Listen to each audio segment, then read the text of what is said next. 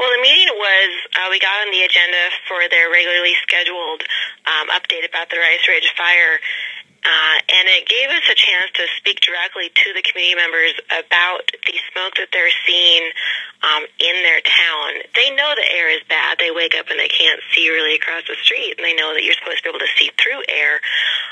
But I don't know that they had had a chance to really have the magnitude of what they're looking at explained to them. So I was able to talk to them about, how typically on a good day, the refined particulate that we measure in Seeley Lake in this time of year will be about 5 micrograms per cubic meter in an hour.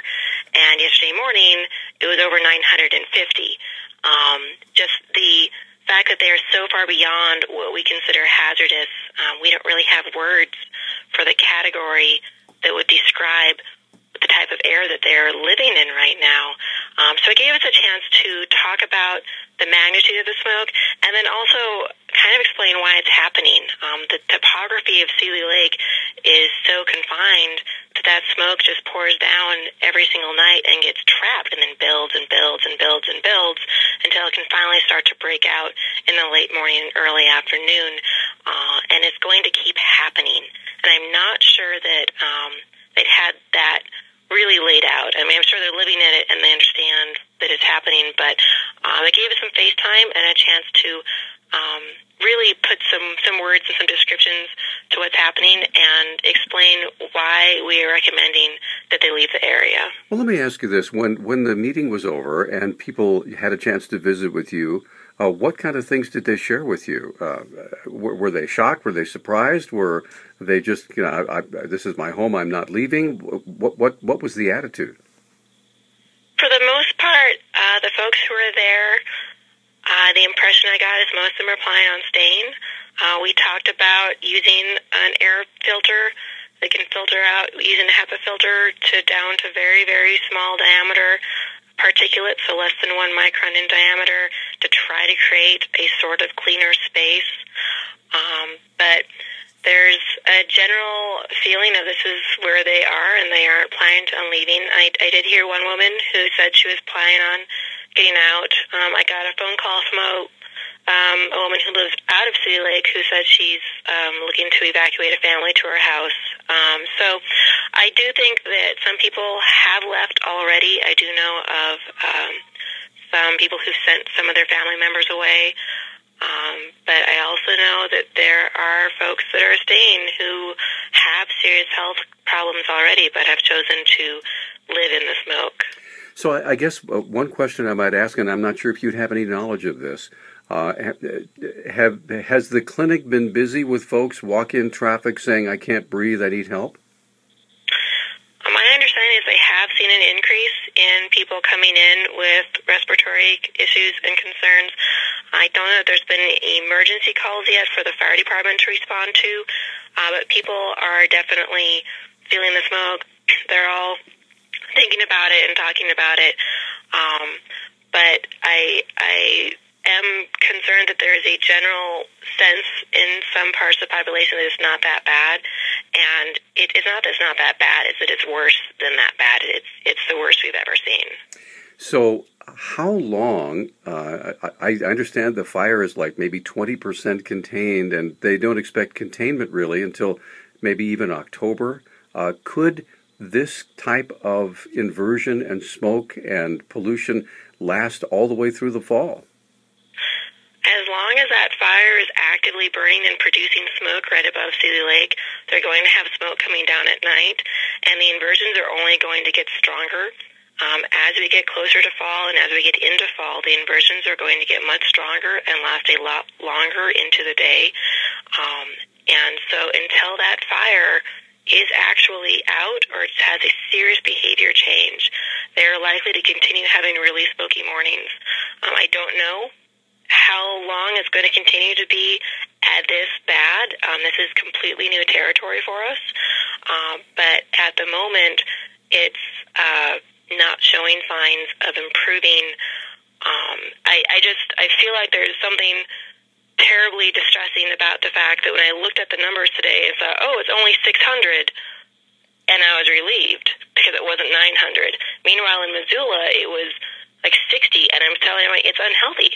It's 10 times worse in Seeley Lake than it was in Missoula this morning. It was 10 times worse in Seeley Lake yesterday than it was in Missoula this morning. Let me ask you this, and I don't know how far the authority the Missoula City County Health Department has, but if you would you encourage whatever authorities, just simply for the health of people, maybe for senior citizens or children or persons who have respiratory problems, to say, hey, let us escort you into Missoula. Let us find you a place to stay away out of this, and not necessarily compel them, but make it easier for them to make that decision to go. I don't believe right now there's any plans to heighten our message beyond what we've come out. This is the strongest message we've ever come out with as a health department, where we're giving this kind of recommendation. As far as taking it to a higher level, I would have to refer that question to Ellen Leahy, our health officer, to talk about what further actions could or will not or would ever happen.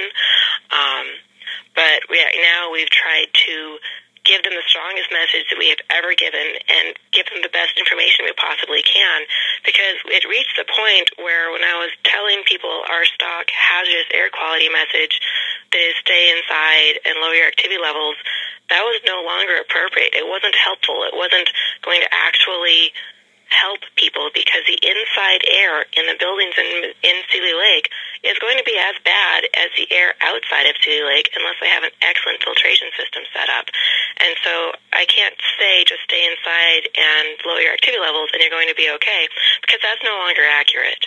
And the best way to actually protect yourself from the amount of smoke they're seeing is to not be in it. It's Ellen Leahy, and I'm the health officer and director of the Missoula City County Health Department. All right, Ellen, I had a very nice conversation, a long conversation with Sarah Cofield, your air quality specialist, about what's going on in Seeley Lake. And she delivered the facts to the folks in Seeley Lake at their meeting last night in the strongest terms possible, why it was really advisable for them to get the heck out of there because of the continuing really dangerous air quality. And my next question was, is there any way to compel these folks to leave? Because I know when there are mandatory evacuations, the sheriff's department goes door to door and says you have to leave now. Yes. Is that something that the health department can or would do? I don't know. We do have some police powers, and we can use police powers, but I don't know exactly how that would play out, and I'm not looking at a mandatory evacuation related to smoke for a couple of reasons. The smoke levels are, in fact, sometimes 4 times higher than what is the highest category that we normally are looking at, which is called hazardous. And the folks in that community are being exposed to that, and nighttimes and mornings, as you've heard, are the worst.